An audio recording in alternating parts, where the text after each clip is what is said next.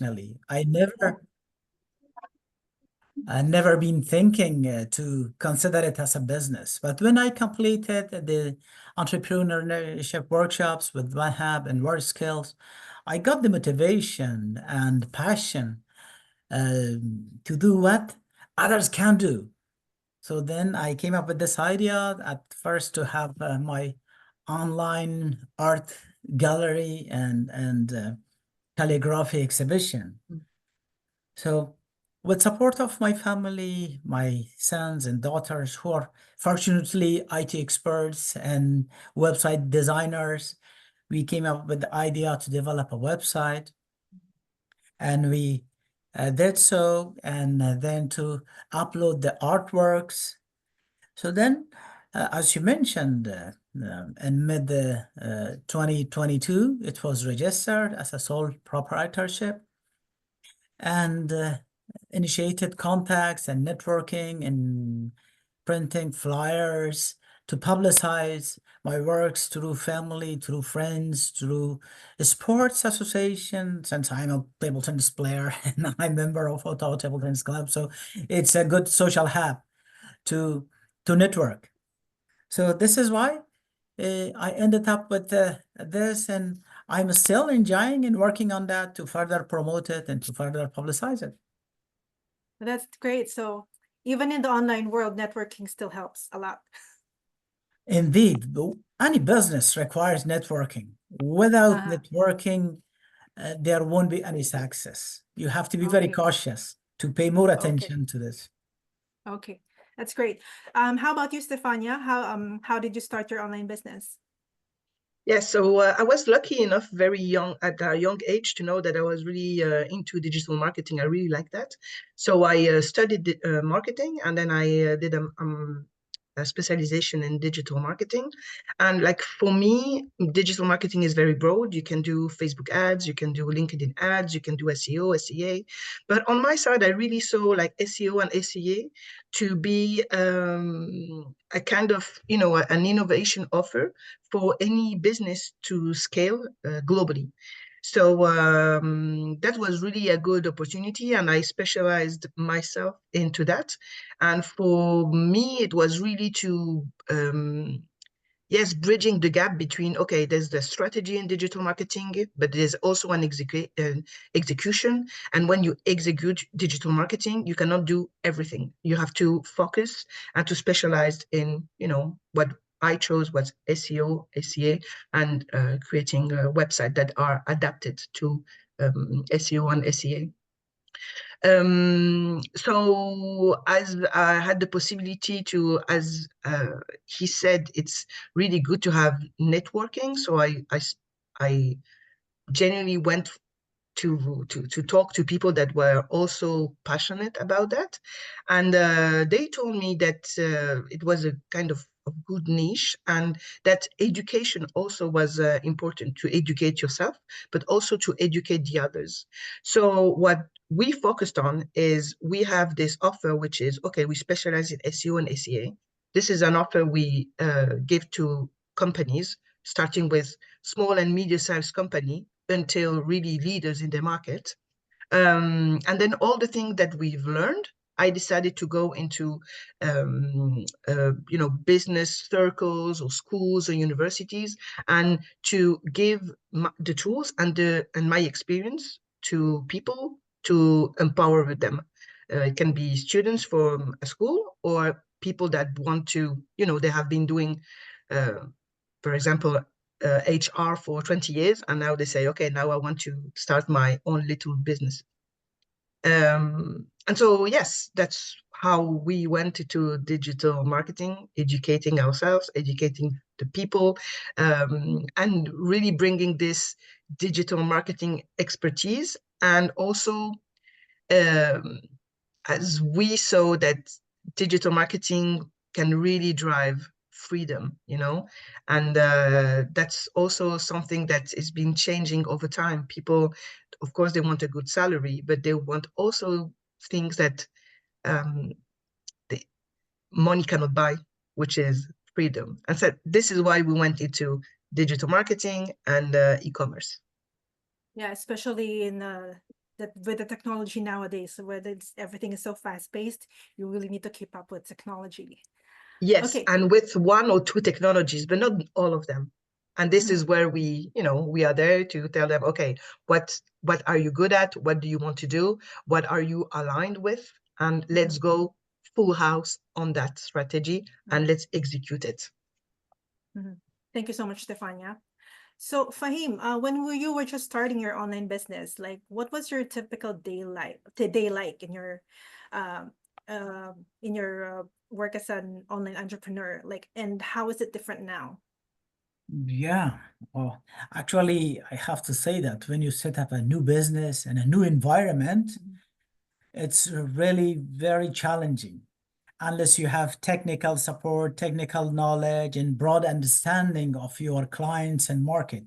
But I was lucky to be in touch with good tutors, with all expertise, with broad knowledge that a new business person could gain and have access.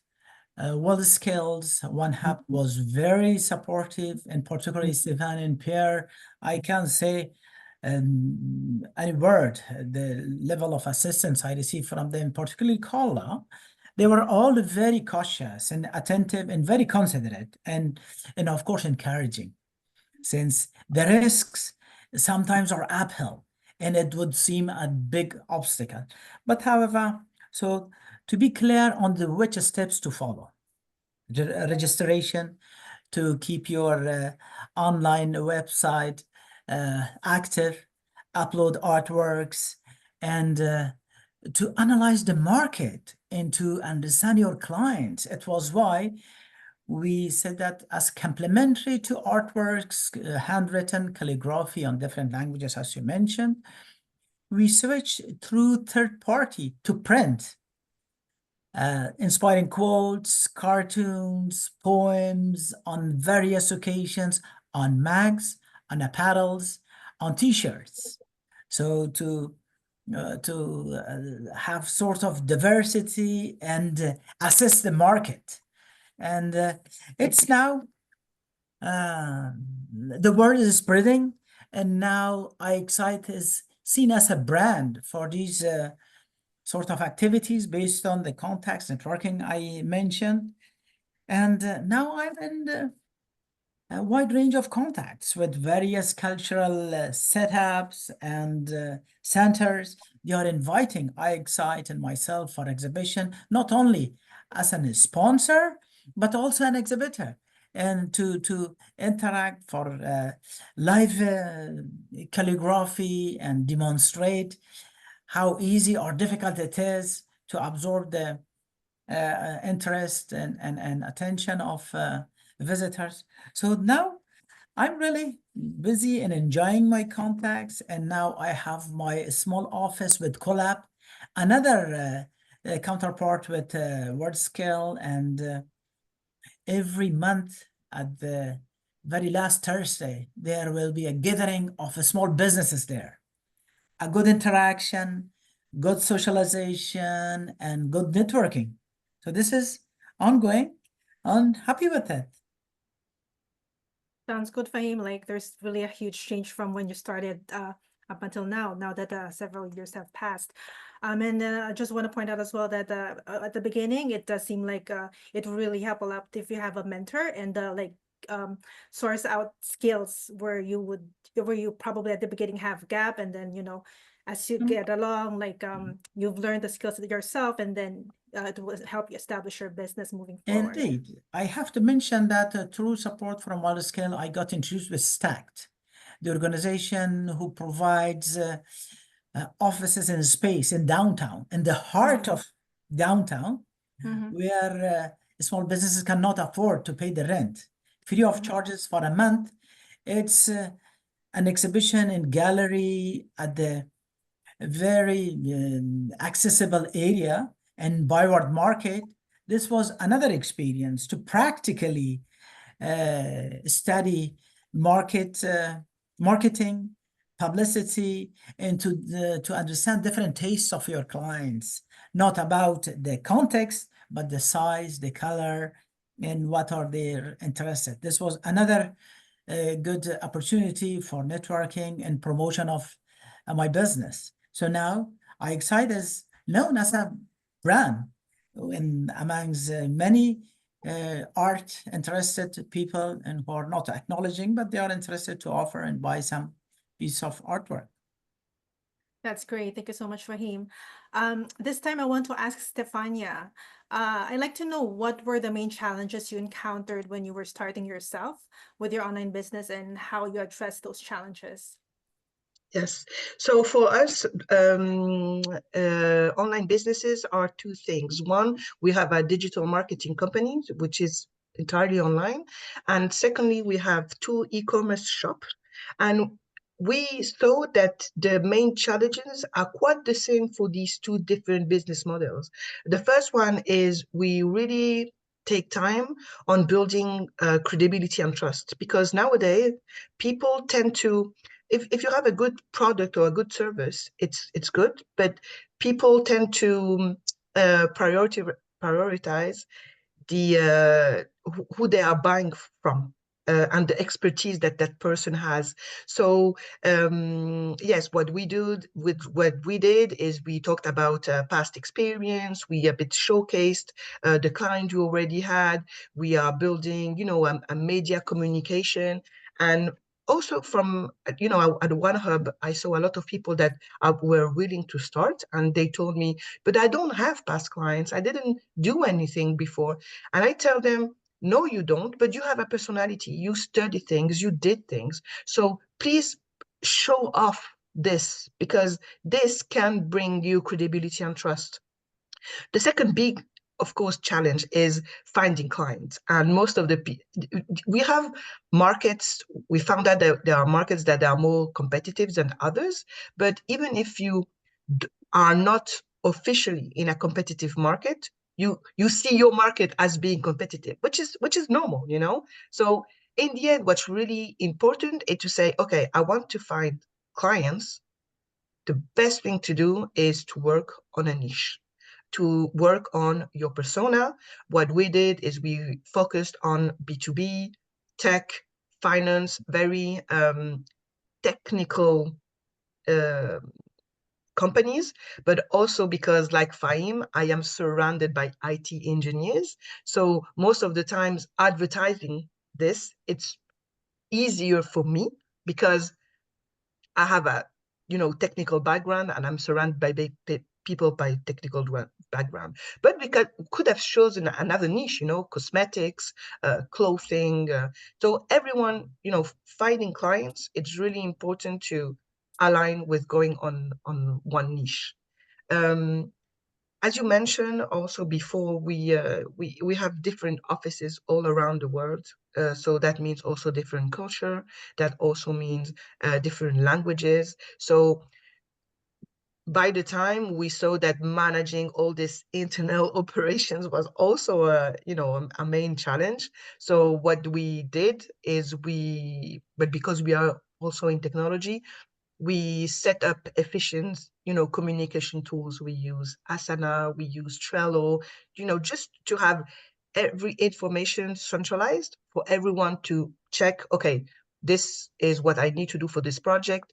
This project is in phase 2 or 3 or 4, without having everyday meetups, to know how it is going. And the main other thing is really to keep up with the digital trends, because in e-commerce you can, Shopify is quite new. It's been a few years, but it's quite new. Maybe, they are talking about TikTok shops also. Some e-commerce people are going to that. TikTok shop is, I think, only 1 year old. So you really have to keep up with all this new technology that comes, and you have to take time in your agenda to check, okay, what are the new trends? Do I need to educate myself on them, etc., etc.? And sometimes we forget that being an entrepreneur or having an e-commerce is also finding some schedule in your agenda where you can educate yourself on trends and on new tools. So you really need to allot time for educating yourself for the new trends. But I just want to point out that I really find it interesting when you mentioned about, for the starters who don't have experience, and past clients, and you mentioned about showing their personality. How can they do that? Can you expound on that a bit, please? Yes. So most of the time, that's really scary because they have, the imposter syndrome. And also in some culture, you don't tell your kids that he's good enough and it's really, good. And so what I say to them is that you did studies, you studied before, or you did certifications. Put that online, because these certification, you have something that other people don't. If it's not certification or education, I found also students or people on One Hub, they just went to travel for a year. That's a good skill. So there are soft skills, and there are other skills. So this also, it's kind of a personality. You travel the world alone, you met new people, you are open. All these are skills that you can show off, and they are maybe a skill that in a competitive market you make the difference. The language also that you speak can be important. If if your dad or your mom or a friend is very, like my dad is a car mechanic, that helps. If you want to go into a niche in cars, or um, just check around you. Maybe you think it's normal because you were born in that environment, but some other, they didn't. And this is some strength you have, and that you can focus on to have more clients, build your credibility, yeah, and check the Okay, trends. so it's like allowing your personal brand to naturally evolve and use it as an advantage over other Yes, brands. Mhm. exactly. Interesting. Mm. Thank you so much. But I'm interested as well, Stefania. What metrics do you look at to measure success, the success of your online store? And maybe you can mention some tools that you use, and what strategies you use to improve the results. Yes.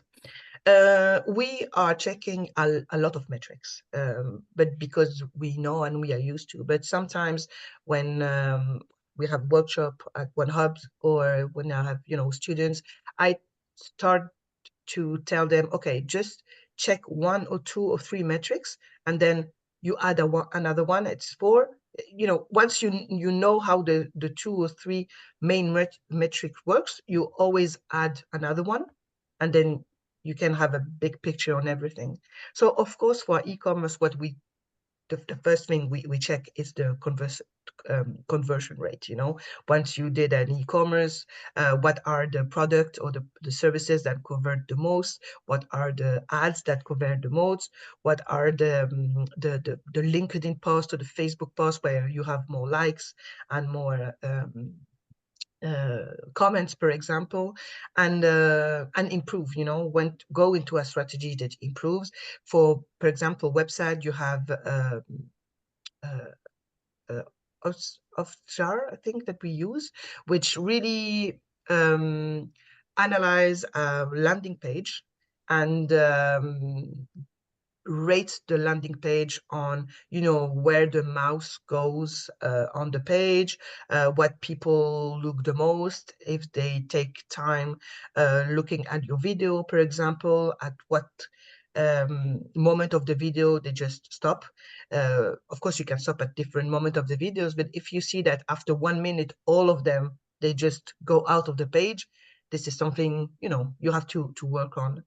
The other thing we do for e-commerce is, of course, we look at the average order value. What is the price of the people? I mean, when they go on your website, what is the usually money they spend on your website? On what product? How is there a combination of product that works well? So maybe you can work on an offer, and the plan is always to make people spend more on your e-commerce. Yes. We also look at the customer lifetime value, you know, just to predict the revenue you will have on your e-commerce. What is the, you know, the customer experience, if they buy regularly from you or not. That shows is your, you know, they are happy with the product, they are happy with your service. If you also market the right person, because some people just can buy one time. But if you have a product that you need to buy every day, or sorry, every month, we don't do everyday product, like every month or every 3 months, will they be buying the second time from you and the third time from you and this, you know, always from you? That's also a metrics we look at. And the last metrics we look, but because we are really into SEO and SEA, it's you know, the website traffic, because that shows the engagement that visitors have, you know, on your product or your service. So it's the number of visitors that come to your website, how long they stay on the website. We analyze the bounce rate, so how many people come into your website and the first seconds they go away because they don't like it. So that's, you know, relates to the UX of your e-commerce store. So yes, these are the 4 first metrics that we really encourage people that have a website or do e-commerce to look at. That's interesting. Thank you so much, Stefania. I really like your comment on starting with 1 or 2 or 3 metrics, because you know, especially for somebody who's starting, like if you look at the dashboard, there's so many metrics, like it would be like overwhelming to check everything. So I like what you mentioned about that. And then the other thing that you mentioned that I like is for you, when you said to look at patterns, because by then it can tell you like what works and what doesn't. So whatever doesn't work, then you can, you know, focus your energy on improving that. Exactly. Thank you. So Fahim, I want to ask you, do you plan to grow your online business?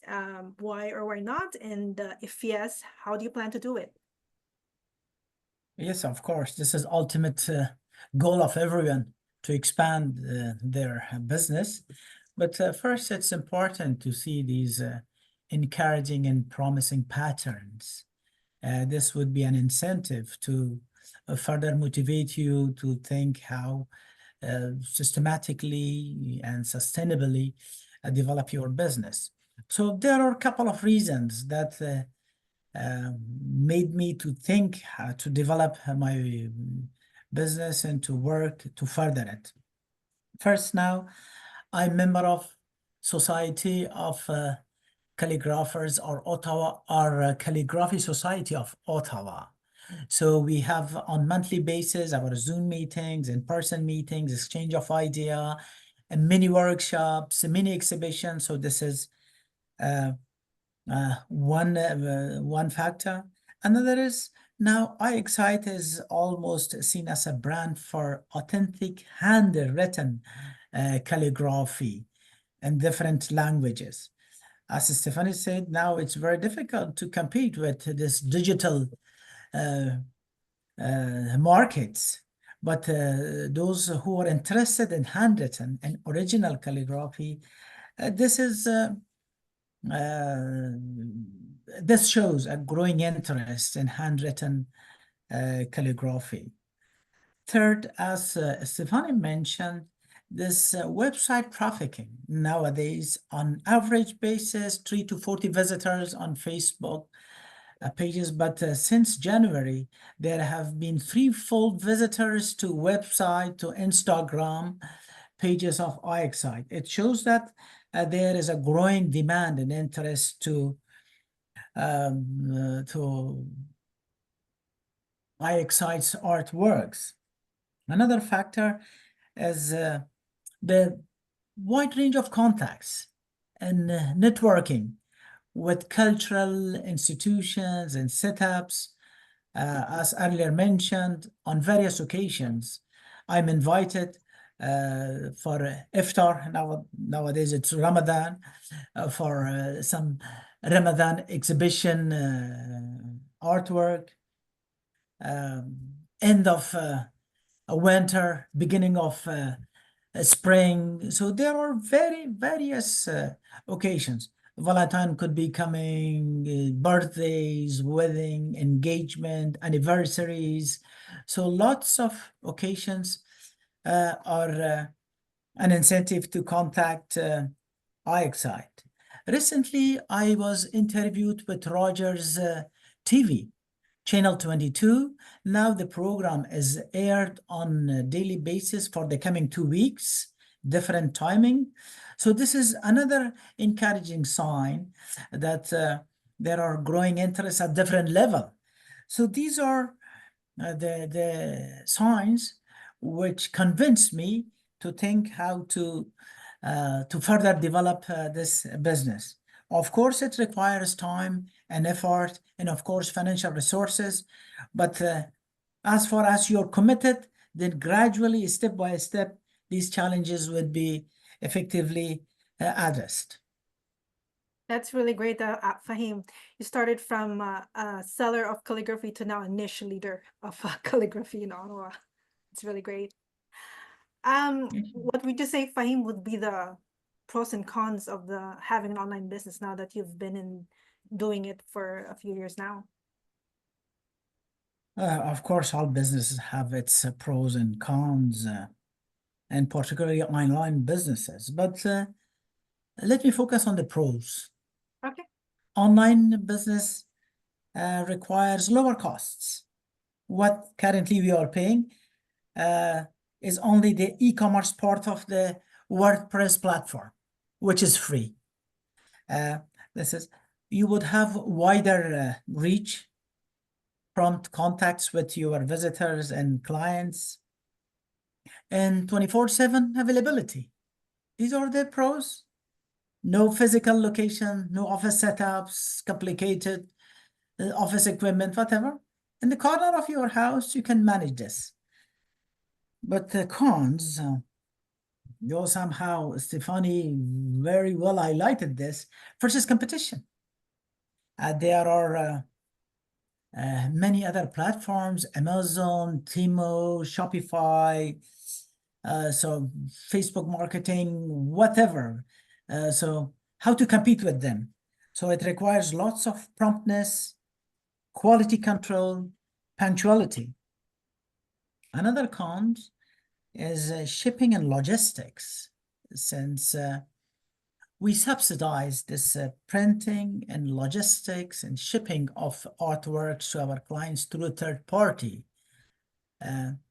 Sometimes we may not be able to check the quality, and sometimes it's time-taking.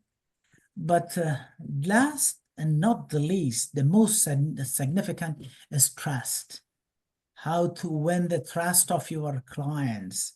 And this is the most challenging and overwhelming issue to address, since in growing interest of clients to these big brands, as I mentioned, how to compete with them and how to have competitive rate to their low prices. For a small business, it's very difficult to compete, but to focus on quality, promptness, and punctuality, or those incentives could enable you to enjoy a level of trust of your clients. For us at the moment, we are, just as mentioned, shipping, printing will be subsidized to a third party, which requires lesser cost, but lots of contacts to push, and not to be behind. And if you lose one client, at least it means that you lost a dozen of them, since the word would spread. So this is, but in terms of selling, though it's not very high on monthly basis, but we are working on that, since mostly we are offering artworks with frame, but to ship it with frames, glass or plastics requires lots of cautiousness, and it increases the cost. Now we are just offering the posters and printouts.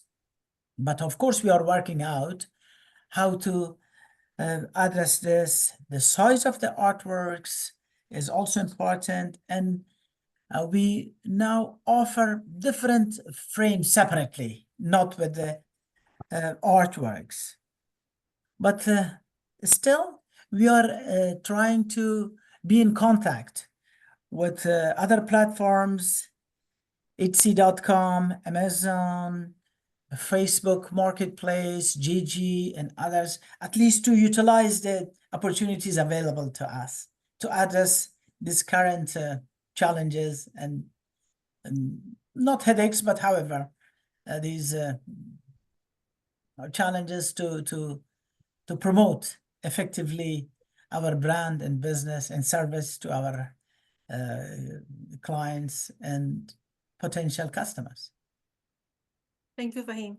Sometimes people can overlook, you would think trust and punctuality and promptness these are basic things, but this can go a long mile if you have like a lot of competitors.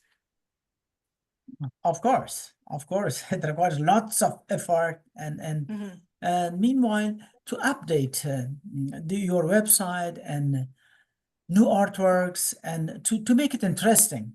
Not and it's why we are always very keen to regularly change the appearance of the website, that the visitors should see that it's different from their earlier visit.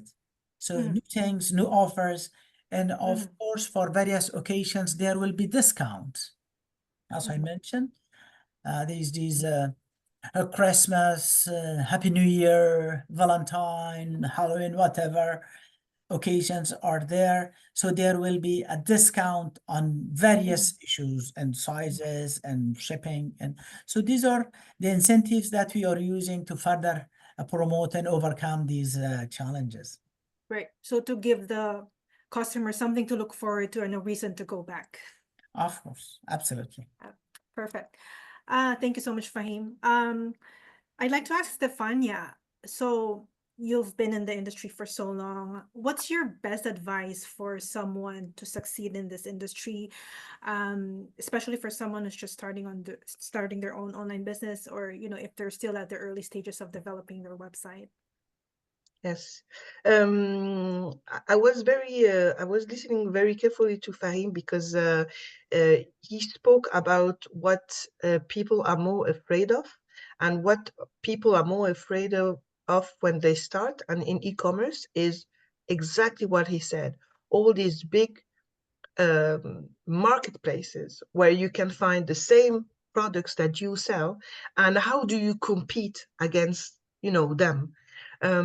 What we do is we always say, I know it's hard, I know it's you think it's not stupid, but you think it's extra work or not relevant at this stage because you're at the beginning of the stage, but please find a profitable niche. Please find people, don't try to sell to everyone. And I'm going to I just put the two e-commerce shops that we have. So just to give an example, we have one e-commerce shop that we sell wine refrigerators and wine coolers. And of course, you could sell to anyone who drinks wine or has wine at home, so it's a very large. But what we created is different collection. We have one for enterprise, one for at home, one for collectors. We have another one for sommeliers choice. We have one for the hospitality or event essentials. We have one which is state of heart. They just wanted to have it, it's not about the wine, it's about the wine storage. All these are niches that we are going to, let's say, attack. Another one for the e-commerce we have on sofas. Everyone has sofas at home, most of the time. So what we did is we find profitable niches. One, again, we create a collection with the sofas we have. There's one collection, it's called Airbnbs. What kind of sofa is really good for Airbnb people? Once again, it doesn't talk to everyone, but it talks to people that want a sofa for their Airbnb. We have for hotels, art galleries, lounges, convention centers, rooftops, Then we have another one. This is more for the business. Then we have one for the B2C, for the customers like you and me. And we have a collection for small living rooms, big living rooms, modern loft, cottage, beach houses, ranch. So as you can see, we really have this the same product that you could, that other competitors have or Amazon has, but we market them different, and we focus on a product differentiation. Then, so this is first thing to succeed. One, focus on a niche, and then focus on a product differentiation that will make your niche go for you and not for Amazon.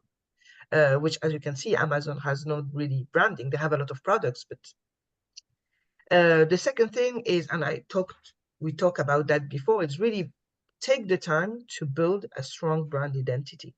Do a logo, tell yourself a story, bring a message. The message we have we sell the sofas in the United States. So what we have as a as a status for a strong brand, we say sofas that pick comfort, American brands for every space. Okay, so we already are doing a statement, I'm just going to check. Yes.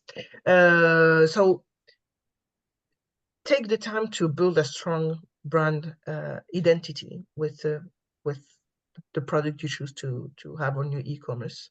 And then I'm going to speak about this because it's also my job with the digital marketing agency, but take the time to prioritize UX or mobile optimization on your website.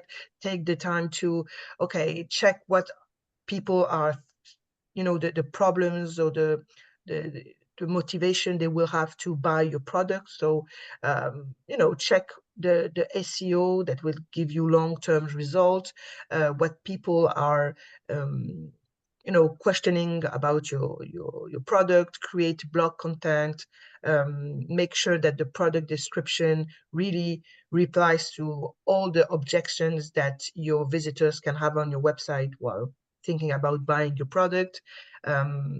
Also, don't focus on every social media, just pick one. Focus on showing your product on that. If it's Facebook, only go with Facebook. And also with the ads, just go only on Facebook ads.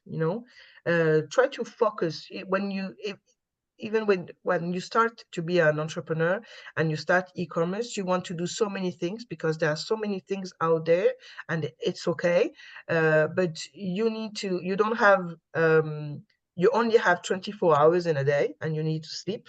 And also your energy, even if you don't think so, when you wake up in the morning, you think you are full of energy, you don't have the energy to do all of this. So please focus, find a niche, focus on a product differentiation, build a brand, and then optimize your website and your marketing strategy.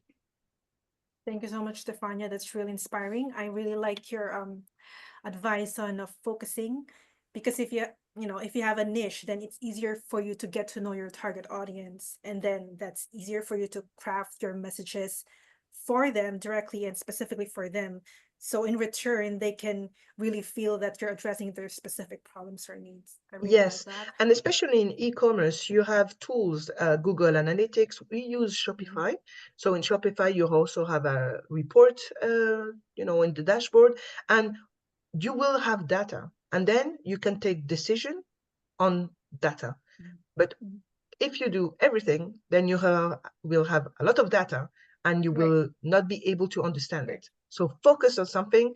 If it works, checks the data, what works best. If it doesn't work, there's always something that works. But then you say, okay, SEO doesn't work for me. Ads work for me. Facebook ads works for me. Should I test Google ads? But then you focus on ads. You know that ads will bring you clients. If it's not ads and it's just SEO, then you know we're gonna focus on that. But start, be consistent, and then check the data. Yeah, use historical data to allow your campaigns to optimize and, you know, rinse and repeat. Focus Yes. on what works for you. Perfect. Okay, that's all from me. With regard to the questions from me, I'd like to open the floor to our audience. If you have specific questions for our panelists, we have 15 minutes for that. Anybody? Feel free to raise your hand, unmute yourself. I see that Sebastian has unmuted himself. Hello, Sebastian. Thank you for joining us. Hi, thank you. Well, I'll have a question for each of your panelists. I'll start with Fahim. Hello. Hey. You mentioned earlier you were talking about technology. Uh, I also, much like you, attend many networking events, and one of the topics that keeps coming up for entrepreneurs is the presence of AI. Do you see that as a pain? How do you see AI in your business? Is it a pain point? Is it a tool that you use? Is it a competitor? Currently, we haven't started yet, but we are thinking how to best utilize this facility. Since it has been very new, but I'm in regular contact with my son and daughters to think how effectively we can utilize this. Okay.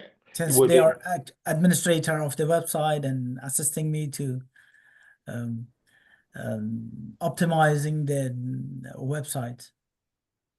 okay. Okay. All right. Thank you. It's the same question for me, Sebastian. Oh, sure. Well, I have another I don't question, know. but sure, if Okay. you want to chime in, go ahead. Yes, we use AI a lot, as technology is our thing. On the e-commerce that we had more than 1,000 products. Okay, so to upload these products, to create the description of these products, without AI, it would have taken a lot of time. My advice is, as I say, because most of the people say, yeah, but AI always gives you the same text and the same. That's true. That's why the implication you give to your prompt, you give to the conversation of ChatGPT, that's what makes the difference. Yes. One thing. So train yourself. Okay, AI is not doing all the work, but when you put the input that that you're willing to put, it works really good.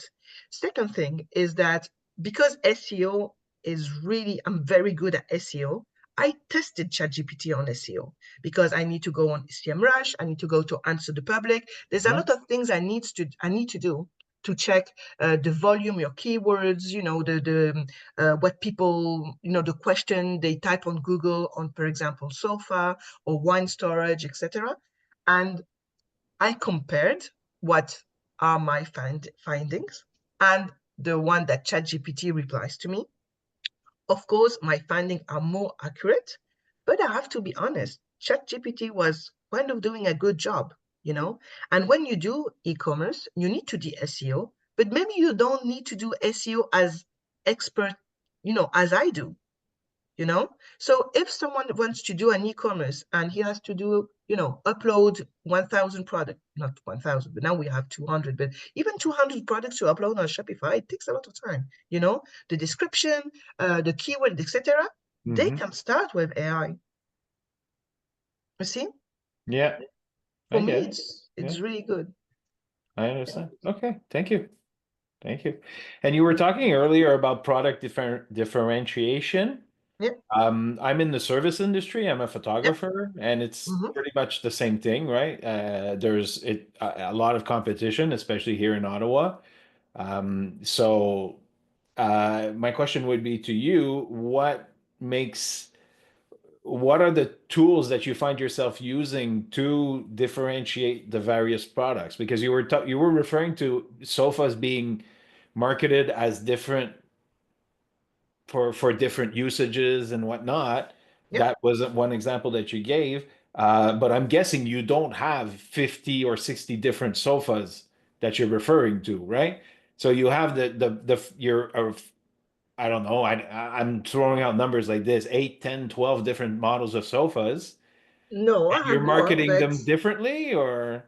yes, yeah. So Yeah. what we did is we had different sofas. I'm gonna go to, as an example, I'm going to the sofas in no, very specific one. Let's go for beach house sofas, you know. Okay. The one we have in beach house sofas are usually a light color, you know. When you have a beach house, there's most of the time there's a lot of luminosity and the sun. So maybe is leather the best one? Maybe not. You know, Right. here on the website we have 63 products on the beach one so far. Yeah. Okay. So sometimes you have a beach house, you have the sofas inside the house, but most of the time they also have an outdoor, Yes. so that's another Mhm. niche in the niche. Mhm. Okay. I have a great friend of mine here, Ottawa, is also a photographer, and we were discussing about that, and these are questions that he asked me. And today, just to focus on you, because you're a photographer, you can do photos for families, for businesses, for weddings, for Yeah. pregnancy. There's so Yeah. many things you can do. So Yes. these are I call it collection because here it's on a product, but on a service you can put different services, and you can build a page with all pictures of the wedding you did, and it create a service page that will rank first in Ottawa if they type wedding photographer Ottawa or Mm. wedding photographer Canada. You'll be impressed how many Yeah. people they really focus on something. Right. Good point. Thank you. Mm, Thank you, Sebastian, for your questions. Thank you, Stefania, for the examples. you're welcome. I really Thank like you. your explanation. Like, it's like maximizing on each feature, because like with sofas, it's not just the material, it's the color, it's probably even the size. Like if you're creating a shopping guide, like what the color is best for a beach house, or like what material, like what you said. So it can be indoor, outdoor, so there are different features to play with. Interesting. Thank you so much. Yes, and it brings you also expertise, because when I was talking to Sebastian, of course, for example, the service page on wedding photography, he will put, of course, picture of if he did any weddings, but then he will also say how he does that. So he say, usually it's really important to have, I start with the pictures with the grandparents or, the older people in a wedding, because you don't know if they're going to be there in the next wedding, for example. Or also then I take the picture with the kids, or sometimes I also ask if there are people that go back home earlier because they have kids, so to make sure everyone has a picture. When someone reads that's exactly what I need for my wedding. I need people to focus on my grandparents. I need to, yeah. And that's the parallel with the beach collection. I know that when you have a beach house, you are looking for sofas, outdoor, indoors, the colors, the material, the dimensions also. And this is something you have to tailor for your service, your product, or your company. And perhaps like, because we're a melting pot of cultures, maybe you can have a specialization for this family from this cultural background, things like that. Who knows? Yes. Yes. Okay. Thank you so much. Anybody else? Josian, Barry, do you have questions? Or Sebastian, if you have more questions, feel free to maximize this opportunity. Or Fahim, Stefania, if there's something else you want to add that we haven't discussed that you feel like it's going to be helpful and relevant to our audience.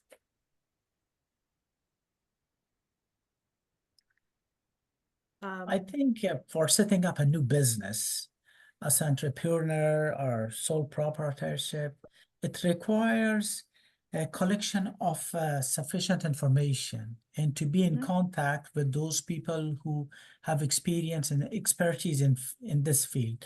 Otherwise, every business has lots of risks, and if you don't have the courage or the braveness to accept the risks, then soon you would feel disappointed.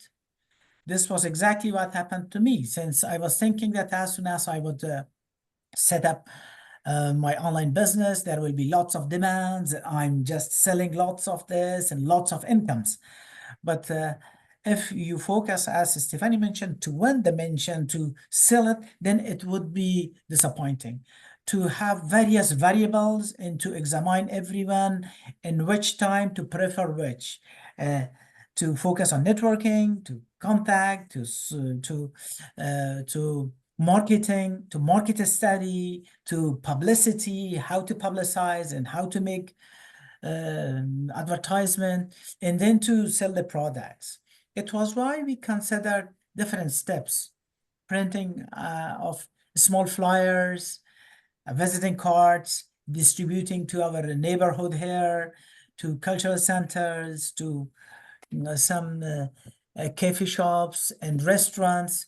So this is the way to always be cautious, to exploit every possible opportunity, and to enhance the momentum for this, to introduce you and to demonstrate that you're a new brand, since there are a variety of brands, and how to win the hearts and minds of your clients, it's very challenging unless you're willing to accept some risks and go ahead with it. Thank you so much, Fahim. Anybody else? Last minute? Yes, Just- Josia? Yes, thank you. I just wanted to say, like, thank you so much, because this is really helpful, especially when you want to start a business and you don't know where to start doing marketing, you don't know how to choose your niche. Like, here there is a lot of things and there is a lot of competitions. So this information, it's really helpful. Like, and about online, doing it online marketing, I would like to know even more for sure. Like, it's really helpful. Thank you You're so welcome. much. Thanks as well for joining us. Yes.